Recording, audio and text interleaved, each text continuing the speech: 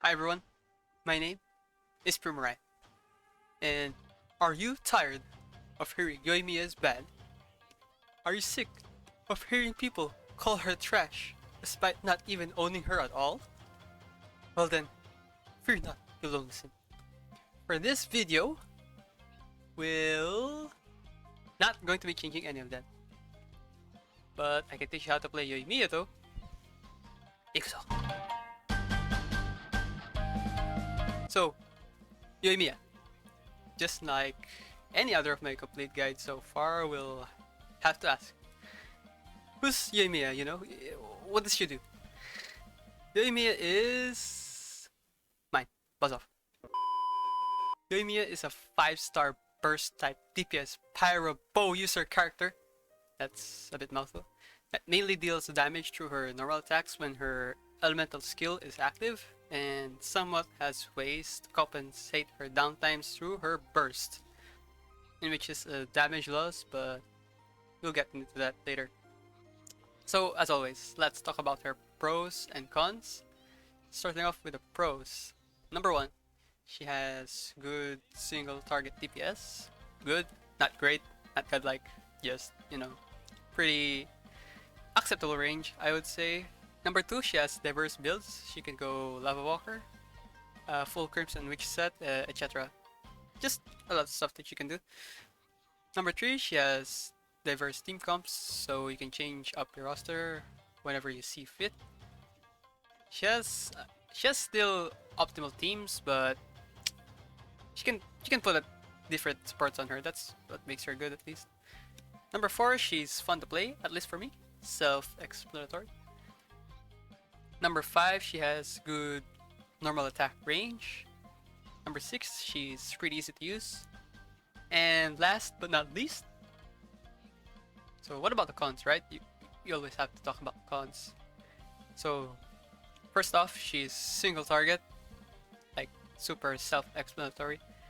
Majority of Genshin content requires some sort of AoE in a sense, and being single target is really bad. Number 2, her burst AoE is pretty small, just self-explanatory. Number 3, her normal attacks can miss with the likes of jumping slimes. Some opponents can dodge it, around those lines. Number 4, she's reliant on completing her full normal attack string to maximize DPS. Pretty self-explanatory as well, since her normal attack ratios, highest ratios, are around her third. I think it was third and fifth. That was her yeah, it was third and fifth, and there's a lot of opponents who can just completely interrupt her normal attack string, and you need to dash around in a lot of scenarios, so that's a DPS loss right there. Number 5, her supports are expensive. If you're running like Monopyro, overloads, things like that, her supports can be expensive, so there's that. Number 6, other characters can make better use of her supports as well. What I mean by this is that, would you rather have Xingqiu on your Yoimiya, or would you have rather Xingqiu on your Hutao? Just a little bit of an example. Number 7, her numbers are too low, and what I mean by this is that since she's mainly single target, the payoff should be like she has insane burst window against single target opponents, right? But unfortunately, Yoimiya doesn't. Her single target is lackluster, especially when you compare it to Hutao, so there's that. Number 8, no gliding view. Let's just skip that. Number 9, she can't trigger her own burst mark, which is, I think, in a sense, a DPS loss as well. And number 10, her burst is a bit hard to hit at times, especially since they've been introducing a lot of opponents that can just easily dodge it, like the the, the katana bastards. So there's that. Let's talk about her abilities, right? First up, her normal attack. She does 5 normal attack strings and fires a total of 7 shots in her said string. She has the highest multipliers in the game for her normal attacks when you compare it to other bow users. Also, similar to Ganyu, she has a charge attack too, wherein she fires off 3 small fireworks arrow thingy. and its numbers are pretty okay. It's alright, not the best, but certainly not the worst. Next up is her elemental skill, Niwabi Fire Dance. She does a little stand similar to Hutao, and this ability converts her normal attacks to Pyro and increases her normal attack damage. While this ability is active, she won't be able to do the charge attack too, and if you swap her out, she will lose the buff on this ability. Also, this ability generates around 4 to 5 fire energy particles in its duration, and it's in a very slow manner, so feels bad, man. The multipliers on this ability is a bit lackluster, because considering also the fact that this ability is multiplicative and not additive. And the worst part is, I don't know why this doesn't give her like interruption rest, so that's a bit of a bummer as well. Last but not least, Ryukin Saxifrage. Ryukin Saxifrage. Ryukin no Ken no Kre! Yoimiya jumps up and shoots a firework-like arrow, dealing AoE pyro damage and marks one of the opponent's hit. I don't know why it only marks one opponent, by the way. Hitting the marked opponent by everyone except Yoimiya. I don't know why Yoimiya can't trigger the mark, by the way. Will deal AoE pyro damage. Killing the marked opponent will pass the mark to another opponent for the remainder of its duration. And I don't know why it doesn't refresh the mark duration when it passes to another opponent, by the way. The mark lasts for around 10 seconds and can only be triggered every 2 seconds. And I know this is getting kinda annoying, but I don't know why you can only trigger this ability, not the ability, the mark, for like every 2 seconds. And I don't know, it just doesn't make sense. It's not like this ability has insane multipliers, right? And I don't know why. There's just a lot of hindering mechanics stuck into it. I just don't get it, honestly. Anyway, moving on to our passives. Passive 1, refund some materials when crafting some furnishings. Pretty decent if you're a real housing fan, in which case I suck at housing. Passive 2 grants 2% fire damage bonus per normal attack hit, while her elemental skill is active. It has a maximum stacks of 10, and each stack lasts for like 3 seconds. So a total of 20% fire damage bonus can be gained in this passive. And of course, last but not least, her passive 3. She grants a 10% attack increase for her other party members when using her burst for 15 seconds. Each stack of your passive 2 grants an additional 1% attack increase for a total of 20% attack increase.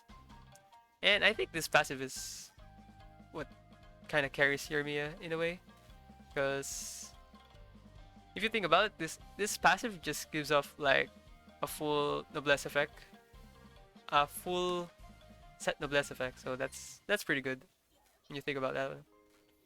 And as for constellations, we don't do that here. I really can't say too much considering the fact that, you know, I'm free to play and I really don't have constellation, so I don't wanna guess at all, like say, oh yeah, this passive's really good and stuff like that. So Sadge F2P life, I guess. Let's talk about Yoimiya's combos, right? And honestly, there really isn't that much, and you can just do a full normal attack string just fine. There's nothing wrong with that, but there is one thing that you can do to maximize your damage, is that you can go for something like this. You go for an N4 and then you cancel up an RR. There you go. That's how it looks like when you do the RR cancel. And also, you can go for RR as well on the 5th attack, right? So it goes like this. Goes like that. Oh, I messed up that one. There you go. It looks like that. And alternatively, if you can't do the RR, you can just go for the dash cancel on your 5th attack. So it goes like this. Goes like that. But at the end of the day, you can just go for the full normal attack string. There's nothing wrong with that. Goes like that.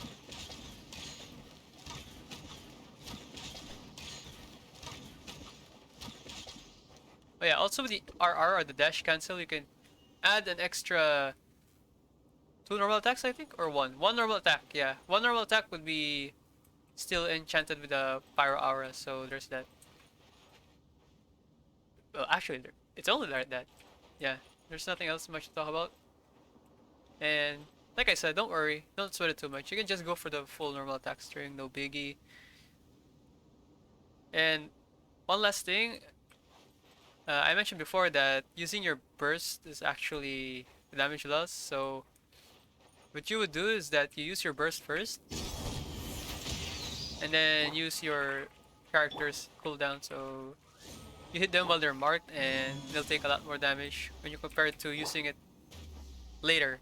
But there's nothing wrong with using your burst later if you have downtime issues. And if you have downtime issues, there's nothing wrong with using your burst later. But as for me, I'm used to characters with downtimes and such, so I'm pretty cool with using your burst immediately. So yeah, that's about the combos. Okay, what about Yoimiya's weapon choices, right? So for 4-star weapons, her best in slot is Rust, no brainer. But of course, not everyone has a Rust, right? And if there's only one thing I complain about Rust is that it gives off attack. I mean, the attack is great. Like, attack is a really good substat for a weapon, right? But it's not as good as crit damage or crit rate. And it's a bit hard to build around. But there's nothing wrong with attack. Rust is a really good weapon on her, especially the passive. So what are the alternatives, right? Well, you can Hamayumi. Yeah, Hamayumi is a good alternative. I don't have Hamayumi though. Hamayumi is a good alternative, even if the passive isn't at 100% energy. It's still a pretty decent replacement for Rust. And I think, based on my math, Hamayumi is probably the second best 4-star weapon for her. But okay, not everyone has Hamayumi as well, right? So, what's the other alternative for Hamayumi? Well, Prototype Crescent is pretty decent. At R1, if you manage to hit the weak spot, right, it's only slightly below Rust. The damage overall is slightly below Rust, and the movement speed is nice as well. But the problem is, of course, you need to headshot someone first, and of course, it's a bit, what's the right term? Hassle to do it, right? So, it's up to you. But Prototype Crescent is a decent alternative, and one last 4-star weapon I would say that is pretty decent as well if you don't have Rust is the Blackleaf Warbow, because it gives crit damage and its base attack is pretty decent. Its base attack is pretty high. It's 565 at level 90, so that's pretty good. The only problem is I dislike its passive. It takes too long to kick in, right? Since you need to kill a lot of enemies, and of course with Yoimiya that's not pretty easy to do. And if you're wondering about the very distant hunt, is that the BP weapon? I'm not so sure. If you're wondering about the very distant hunt, unfortunately I wasn't able to do the math on that one since I don't know how to put in crit rate into damage calc. So unfortunately I didn't manage to math it out. And all the weapons I have mentioned, I mathed it out, and the results will be right on your screen. At least it should. So yeah. As for 5-star weapons, I did the maths on it as well.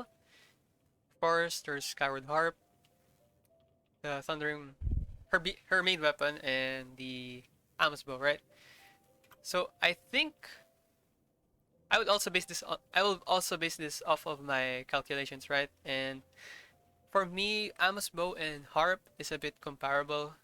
Only difference is Skyward Harp is a bit easier to build since it gives a lot of crit damage and it gives a lot of crit rate, and its base attack is really high. But her best in slot still is her wish weapon. What is that? Thundering Pulse, I think is what it's called. Everything just complements Yoimiya on that weapon, so there's that. And the calcs will be right on your screen again. At least it should be.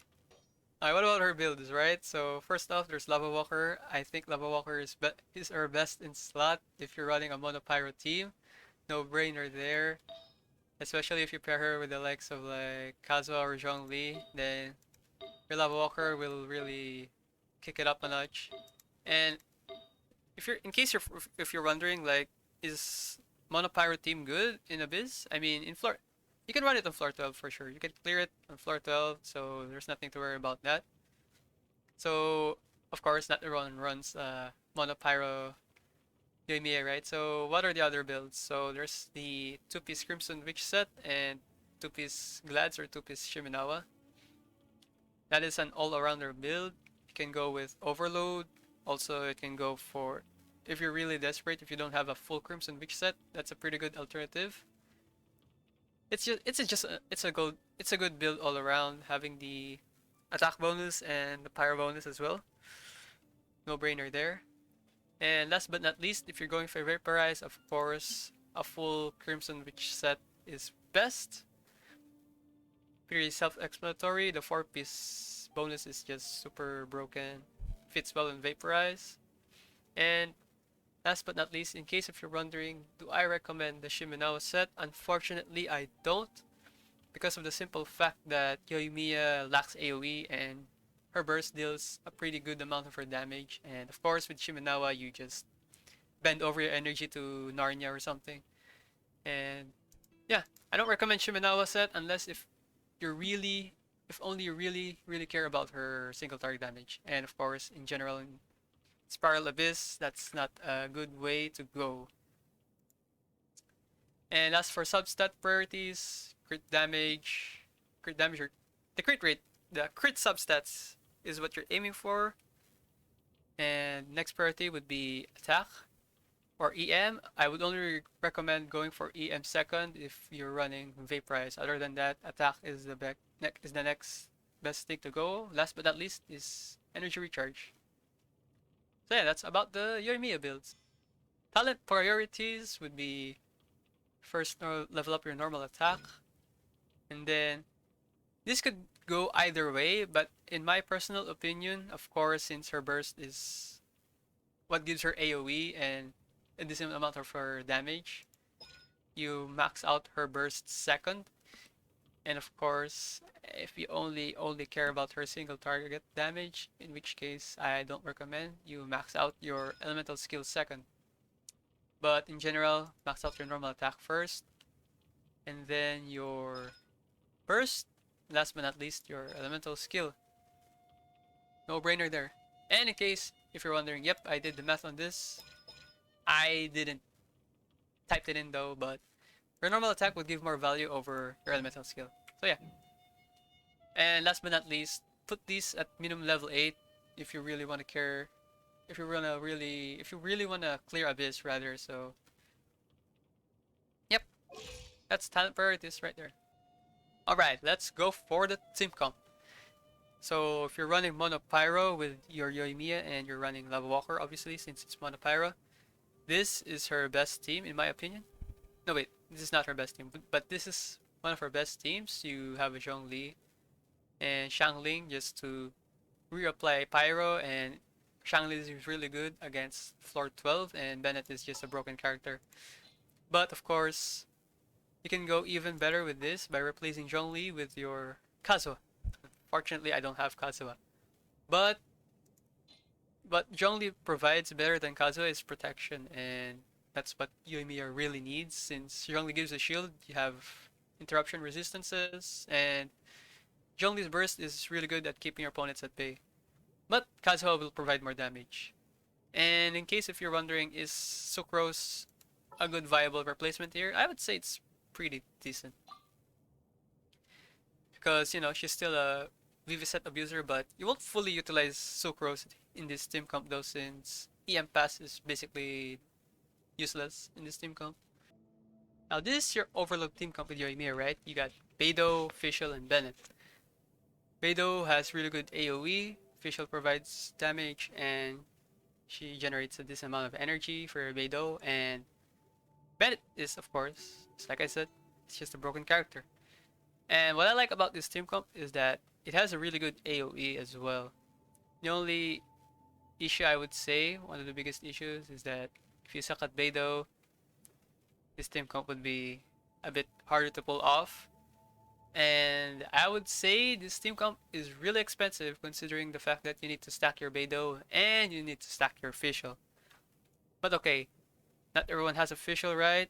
Beidou just came off as technically a free-to-play character since we got an event last time that gives Beidou for free. You can replace your Fischl with Electro MC. What Electro MC provides is, instead of damage, he or she will just provide more energy for Beidou. But in my experience, based on rotations, using Electro MC in floor 12 is like really hard. Because once I do my rotation and it's Yoimiya's turn to get her energy back, it would be low tide. That's the only issue. But in my experience, using Electro MC with Yoimiya would generate a lot energy for Yoimiya as well. So it depends on what you want. You can fuel your Yoimiya or your Beidou. But the problem is, Fischl provides more damage, and in general, Fischl does generate a decent amount of energy as well. So, of course, I would still pick Fischl over Electro MC, but Electro MC is a-okay. But of course, not everyone has a Bennett as well. You can replace your Bennett with a Zhongli, a Sayu, or a Diona. The preference is up to you. With Sayu, she can apply VV. With Diona, it's not only healing, she can also provide shielding, and Zhongli just provides a huge amount of shielding. And Zhongli's burst is really good as well.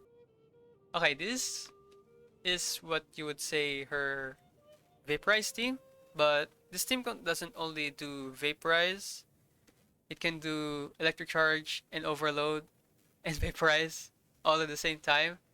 I think this Yoimiya is one of her better teams. The only problem with this is that, of course, it lacks AoE, and Overload has really good AoE. Even the Monopyro team has a decent amount of AoE. That's the only issue I would say in this team comp, and Fischl needs to be stacked as always. But Electro MC can replace Fischl, provides more energy as well. The preference is up to you.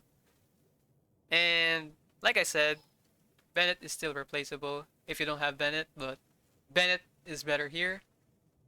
It is best in slot as your healer slash damage provider, but of course Sayu, Diona, and Zhongli can replace your Bennett. So that's going to be it for this guide. I hope you guys enjoyed, and I hope this guide was helpful to you, in any form or in any way. And of course, I do apologize that I haven't been uploading for a while. It's just that, I don't know, I just kind of lost the motivation to do a video, I guess. Or, nah, I think it's more of like, I really don't know what to post. And I've been working for this Yoimiya guide, and I did some stuff. And of course, I don't know, I have been busy in a sense, in a way. So I do apologize if I haven't been uploading for a while. I will do my best to find a schedule or something that I would do daily uploads or some. So yeah, that's going to be it for this video. I do hope you guys found this guide to be helpful. I do. And if you do have complaints, or if there are some things that I have missed out, please put it down in the comments down below. And you can do a lot more with Yoimiya in terms of team comps. I just mentioned the stuff that I think would work, like the stuff that I think would clear Abyss as well. And of course, those team comps that I have tried, no, the team comps that I have mentioned, I have tried them as well. They're pretty good. So there's that.